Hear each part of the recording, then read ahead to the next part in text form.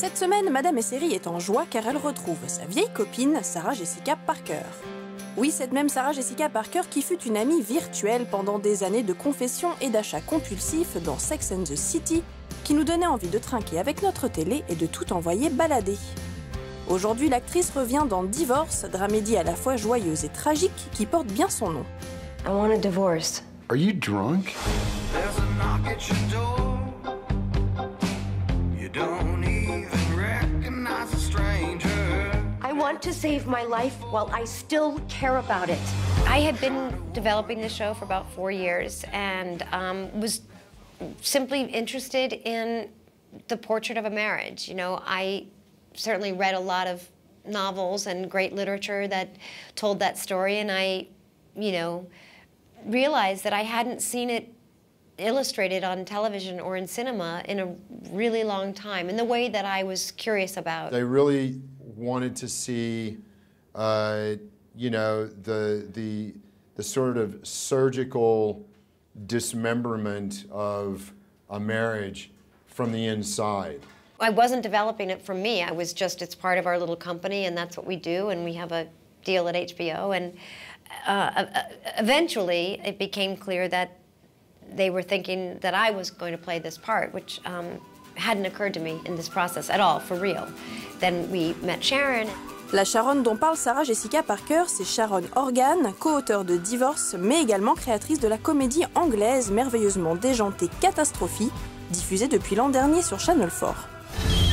Hey, so great to hear from you. I'm pregnant. I don't understand. You know, we had sex about 25 times in a week and you wore a condom maybe twice. Why did you let me do that? And it only says Rob because I don't know your surname. It's Norris. Mine's Morris. Morris and Norris. Well, at least that's ridiculous. She had this beautiful voice, and it was exactly what I wanted tone-wise, and then we were sort of off to the races. I want to get to a place where you can trust me. What would it take for us to get to that place? Time machine? It's not helpful. It's not helpful. It's the portrait of a marriage and the attempt at divorce. She's been married for about 17 years, and she finds herself at a dinner party and sees a sort of unexpected and rather monumental thing happen, and it simply allows her to reveal to her husband that she's weary in the marriage, and after having tried to salvage it for many years and remain committed to it, she feels she no longer can. You are going to get cock-fucked on this, Robert. I am worried about you. Hello? This is Robert's new lawyer.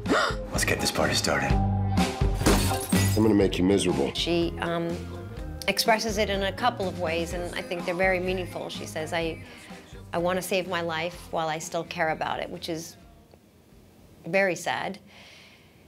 And something even, I think, more profound than things people who are feeling too long in a relationship. She says that she's happy often, and she comes home and she sees his car in the driveway and her heart sinks. And I think that really speaks to a sort of inertia that one probably shouldn't live with, even for the sake of the children. There's funny, brilliantly skilled, funny actors, Thomas Hayden Church, and he's amazing. He was my first choice, and I was thrilled that he said yes, and he's just fantastic. I mean, the only problem is that, we're getting divorced, and I would like for us to not be divorced. I would like to spend as much time on camera with him as possible. I think Sarah Jessica and I just really enjoy being with each other. And I think that whether it is a hammering confrontation, or it's some sort of backbiting confrontation, or it is a moment of sort of genuine appreciation for one another as Robert and Frances, I think there's always an undercurrent of we enjoy being together. Okay. I love her.